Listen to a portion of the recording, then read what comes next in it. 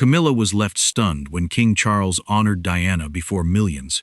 But it was Camilla's reaction, caught by a live microphone, that shocked everyone. As the powerful monarch stood beneath the palace lights and restored his late former wife's name to a humanitarian legacy she had created, Diana's portrait filled the enormous screen and the audience rose in tearful applause. Prince William lowered his head. Catherine reached for his hand, but Queen Camilla remained frozen in the royal box, crushing the program between her fingers. Charles had promised Camilla there would be only a brief tribute, but the sealed document he raised before the cameras announced something far more permanent. Then Camilla suddenly stood, abandoned her seat, and followed Charles backstage, unaware that millions could still hear her trembling voice. What had King Charles secretly approved in Diana's honor? Why had Camilla desperately tried to stop it?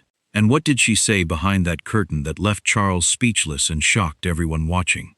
The Royal Albert Hall fell so silent that the faint rustle of King Charles's speech could be heard through the broadcast microphones. More than 18 million people were watching the live humanitarian gala. In the royal box, Queen Camilla sat beside Prince William and Catherine, her expression carefully composed. She had been told that Charles would announce new funding for children's hospices. She had even approved the final running order, or believed she had. They represented the highest ranks of the British monarchy. Charles was a sovereign, surrounded by historic palaces, royal estates, priceless collections, and hundreds of officials trained to carry out his commands. Camilla, once treated as an unwelcome outsider, now wore the title of queen and occupied rooms decorated with paintings, worth more than most families would earn in several lifetimes. William controlled the vast Duchy of Cornwall as Prince of Wales, while Catherine, elegant in diamonds borrowed from the royal collection, stood destined to become queen beside him. Yet beneath their titles, wealth and ceremony sat an old family wound no crown had ever healed. Then Charles looked directly into the main camera. "Before this nation celebrates what comes next," he said, "we must honor the woman whose compassion helped make tonight possible, Diana, Princess of Wales." The enormous screen behind him illuminated with Diana's portrait. William lowered his eyes. Catherine gently touched his hand. Across the auditorium, the audience rose in a spontaneous standing ovation. For William, Diana was not the flawless icon remembered by millions. She was the mother who had crouched beside his childhood bed, brushed back his hair, and promised that privilege meant nothing unless it was used to protect vulnerable people. The applause pulled him back to the day he had walked behind her coffin while the world watched. He had been 15, a grieving child, trapped inside royal duty. Now he was the future king, but the boy inside him still heard every camera shudder from that terrible morning. Camilla did not move. Her fingers tightened around the program until its gold-edged paper buckled. But what truly drained the color from her face was not Diana's photograph. It was the sealed blue folder Charles placed upon the lectern, a folder Camilla had seen 3 days earlier inside the king's private study. At the time, Charles had closed it the moment she entered. "What are you hiding?" she had asked lightly. "Nothing that concerns tonight's arrangements," he replied. It was an unusual answer from a husband who normally avoided direct deception. Camilla had noticed something else. Diana's former private secretary, Eleanor Ashford, leaving through a side corridor minutes earlier. Eleanor had carried an identical folder. Eleanor had once moved through Diana's world as quietly as a shadow, arranging hospital visits and preserving handwritten correspondence the palace considered insignificant. After Diana's death, she disappeared from royal service, but she never destroyed the records entrusted to her. Her unexpected return was the first warning that the gala concealed something larger than a commemorative speech.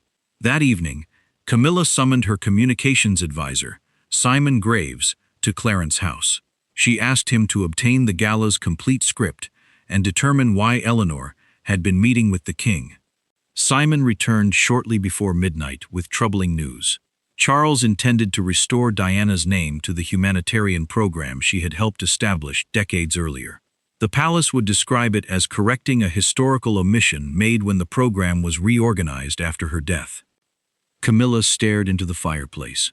A tribute? More than that, Simon said. A permanent restoration. She understood the danger immediately. A brief remembrance could be endured. A permanent institution bearing Diana's name would renew every comparison Camilla had spent years trying to escape. Newspapers would place their photographs side by side. Commentators would ask why the honor had taken so long and whether Camilla had previously opposed it. Her fear had not begun that night.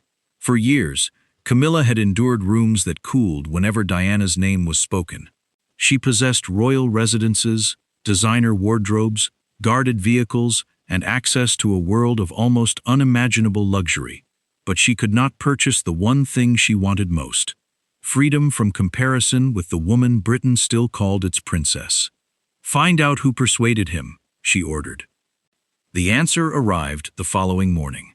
William and Catherine had privately presented Charles with hospice records, handwritten correspondence from former patients, and one unfinished proposal Diana had signed weeks before her death. Charles had reportedly read the documents alone and wept. Catherine had helped William assemble them after discovering that Diana's original program had quietly raised millions for sick children before her name vanished during a palace restructuring. Catherine understood that supporting the restoration might anger Camilla, but she had watched William carry his grief with dignity for years. This was not about humiliating the Queen. It was about returning a mother's work to its rightful history. Camilla then sent him a confidential letter warning that the announcement could reopen wounds, destabilize the monarchy, and reduce the Queen to a spectator inside her own reign. Charles never replied.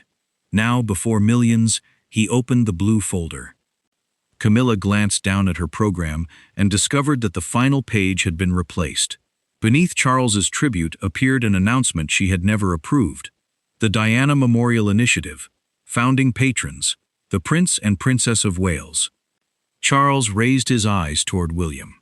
But before he could continue, Camilla noticed Simon Graves standing behind the curtain, frantically signaling to her. In his hand was a copy of her confidential letter. Simon Graves's face carried the panic of a man who had spent 20 years preventing royal scandals and had just discovered one he could no longer contain.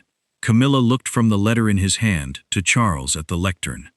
Leaving the royal box while the king was speaking would itself become tomorrow's headline, so she remained seated and gave Simon the smallest possible shake of her head. He understood the order: wait. But Simon lifted his phone and turned its illuminated screen towards her. The letter has leaked. Publication in 6 minutes. Camilla's breath caught. Only 3 people should have possessed that letter: Camilla, Charles, and Simon. It had been delivered by hand in a sealed envelope, without passing through the palace correspondence office. Camilla had taken that precaution because she understood how easily written objections could be presented as jealousy. On stage, Charles continued, 35 years ago, a young princess entered children's wards without demanding cameras, ceremony, or recognition. She sat beside frightened families, held hands others were afraid to touch, and reminded this institution that service must begin with humanity. Behind him, previously unseen photographs appeared. Diana kneeling beside a hospital bed, embracing a mother, and laughing with children during an unannounced visit. Eleanor had preserved the images in a private archive after senior courtiers judged them too informal for official use. William stared at one photograph longer than the others. He remembered that day. His mother had returned to Kensington Palace late that evening, removed her shoes in the hallway, and told him that a sick child had asked whether princes ever became frightened. "What did you tell him?" Young William had asked. "That everyone becomes frightened," Diana replied. "Courage is simply deciding that someone else matters more than your fear." Now Catherine whispered, "She would be proud of you." William swallowed hard. This should have happened years ago. Camilla heard him. For one brief moment, something softer crossed her face. She knew William's pain was real, and she knew Diana's charitable work had changed lives. But compassion collided with self-preservation. Camilla had spent decades accepting public hostility, guarded by wealth, yet imprisoned by memory. She feared that Charles's decision would not merely honor Diana, it would permanently define Camilla as the woman who had occupied her place. Charles opened the blue folder. "Tonight, I am restoring her name to the organization she helped create. From this moment, it shall be known as the Diana Humanitarian Legacy Program." The hall erupted. Doctors, former patients, and charity leaders rose in tears. Outside, thousands watching on public screens began chanting Diana's name. Across Britain, social media filled with old photographs and personal stories from families her work had touched. Charles waited for the applause to settle. "The program will receive an initial endowment of £25 million from my private charitable trust. Its founding patrons will be the Prince and Princess of Wales." A spotlight found William and Catherine. They stood together as the audience applauded again. Camilla remained seated for 1 second too long. Catherine looked towards her, silently inviting her to rise. Camilla finally stood, but her expression had hardened. That hesitation, barely 2 seconds, was captured by every camera in the hall. Simon's message appeared again. "The journalist has documentary proof that you tried to stop the announcement. They are claiming you threatened to withdraw royal funding. I never gave them that letter." Camilla's confusion turned to anger. She had mentioned no funding threat. Someone had altered her words. Then Charles departed from the approved speech. "There is one further truth the Crown must acknowledge tonight," he said. Camilla slowly turned towards him. For many years, fear of controversy allowed this woman's contribution to be diminished. That silence was a failure, and as king, I accept responsibility for correcting it. The audience became completely still. Camilla saw Simon disappear behind the curtain. If the forged letter reached the broadcasters before Charles finished, her silence would be interpreted as guilt. She rose abruptly and followed him backstage, forgetting the small broadcast microphone still fastened beneath the diamond brooch on her gown. As the curtain closed behind her, Camilla seized Simon's arm. "Who changed my letter?" Before he could answer, another voice emerged from the darkness. "I did not change it, Your Majesty," Eleanor Ashford said. "But I know who did." Eleanor stepped into the backstage light, carrying a weathered leather case that had once belonged to Diana. Simon moved between her and Camilla. "This is neither the time nor the place." "It became the time when someone forged the Queen's letter," Eleanor replied. "And it became the place when that forgery was handed to a journalist inside this building." Camilla released Simon's arm. Beyond the curtain, Charles's voice continued, while millions listened. The contrast was almost unbearable. The king speaking gently about compassion as his household stood seconds away from scandal. "Who did it?" Camilla demanded. Eleanor opened the case and removed 2 documents. The first was Camilla's genuine letter, obtained from the confidential copy Charles had given his private secretary. It warned that the tribute might reopen painful divisions, but it contained no threat to withdraw funding. The second document was the altered version sent to the press. One sentence had been added. "If Diana's name is restored, the Queen's charitable office will reconsider every financial commitment attached to the program." The wording came from Martin Vale, Eleanor said. Camilla recognized the name immediately. Vale was a senior palace communications official who had survived 4 royal households by making himself indispensable. He wore modest suits, traveled in government cars, and spoke as though every opinion came from the institution. But behind that restraint, he controlled access to private records capable of protecting or destroying reputations. "Why would he frame me?" Camilla asked. "Because he authorized the removal of Diana's name after her death," Eleanor answered. "The original minutes prove it. If the archive becomes public, he loses his position, his pension, and the reputation he has guarded for nearly 30 years. A memory returned to Camilla. Vale visiting Clarence House weeks earlier, casually asking whether she believed Diana's name should appear in the gala program. She had called it unnecessarily provocative. He had nodded without argument, but his eyes had lingered on the papers beside her desk. The hint had been there. She simply had not understood it. "Where is he now?" Simon asked. "He has already given the forged letter to the broadcast press room." Camilla turned towards the corridor leading to Charles's private waiting chamber. Simon blocked her path. "Your Majesty, allow me to contain this. You have 6 minutes to contain a lie that could end everything I have spent years building. If you confront the king now, you will make matters worse." But Camilla was no longer listening. For years, she had swallowed humiliation in public and discussed Diana only behind closed doors. Tonight, fear, exhaustion, and resentment broke through the disciplined palace advisors had taught her. She pushed past Simon and entered the chamber, just as Charles stepped off stage during a short film about the program's beneficiaries. "You knew," Camilla said. Charles stopped. "Knew what?" "That this was not a tribute. You have made her permanent. Her name, her portrait, her son and his wife standing before the nation as guardians of her legacy, while I sit there like an intruder. Camilla, lower your voice. I warned you not to restore her name." The sentence traveled through the microphone beneath her brooch, into the backstage audio channel, and out through every live broadcast carrying the gala. Inside the auditorium, William raised his head. Catherine's hand flew to her mouth. Millions heard Camilla continue. "I gave this family years of my life, but tonight you placed me beneath Diana before the entire world. I will not spend what remains of my life bowing to a ghost." Charles's face changed, not with anger, but with devastation. The documentary ended. The screen faded to black, yet no applause followed. Camilla finally noticed a red light blinking on the sound receiver beside the door. A terrified technician removed his headset. "Your Majesties," he whispered. That microphone was live. Charles looked towards the curtain, separating them from the silent audience. "They heard you, Camilla," he said. "Every word." For several seconds, nobody moved.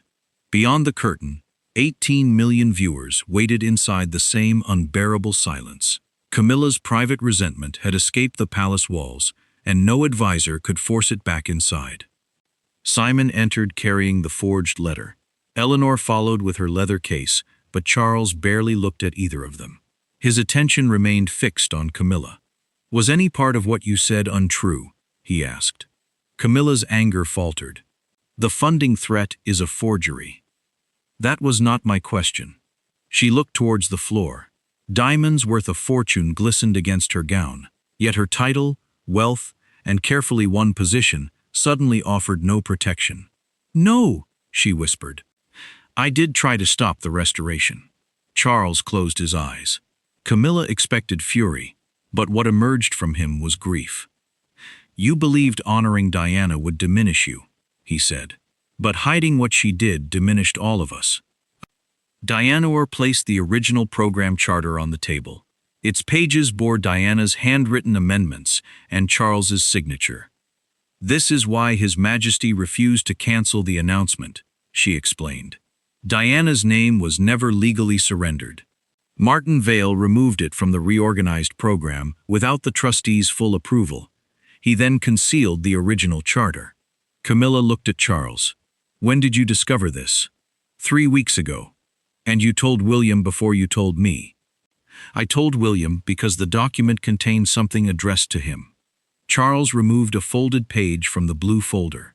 Diana had written it shortly before her death, while planning the program's expansion.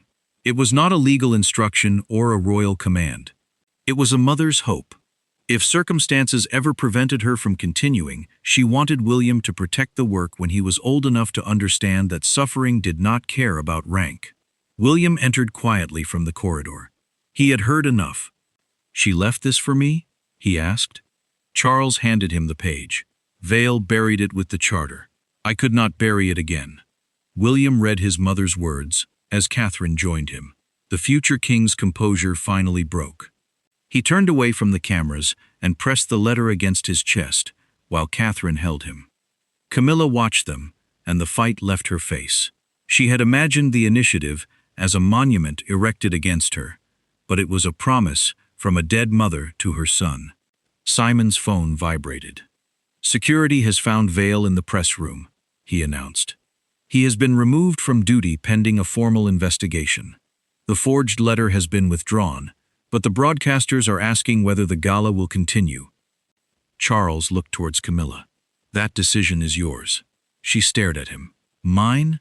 You can leave through the private exit, and the world will remember only what it heard. Or, you can return with us and acknowledge why tonight matters. Camilla's eyes filled with tears. They will never forgive me. Perhaps not tonight, Catherine said gently. But forgiveness cannot begin while truth is still being resisted. Camilla looked at William. His expression remained guarded. I cannot ask you to forget what I said, she told him. No, William replied. You cannot. The honesty wounded her, but he extended his hand. You can still choose what you do next. When the curtain opened, Charles returned to the lectern with William, Catherine, and Camilla behind him. The audience remained uncertain, wounded by what it had heard. Charles did not attempt to deny it. Tonight has revealed that memory can be painful, he said. But honoring the dead does not erase the living. It corrects the history we were once too afraid to face. He invited William forward. William announced that the initiative would fund children's hospices, trauma counseling, and support for families living with serious illness. Then, to everyone's surprise, Camilla approached the microphone. My reaction tonight came from fear, she said, her voice trembling. Diana's service deserved recognition long before this evening. Whatever history records about me, it must never erase what she gave to others. She stepped back without requesting applause. For a moment, none came. Then a former hospice patient rose. Others followed until the entire hall stood again. Not for Camilla, not even for the monarchy, but for Diana's restored legacy. Camilla remained beside Charles as Diana's portrait returned to the screen. This time, she did not crush the program or turn away. She bowed her head, and before millions, the Queen finally gave Diana the honor she had tried to prevent.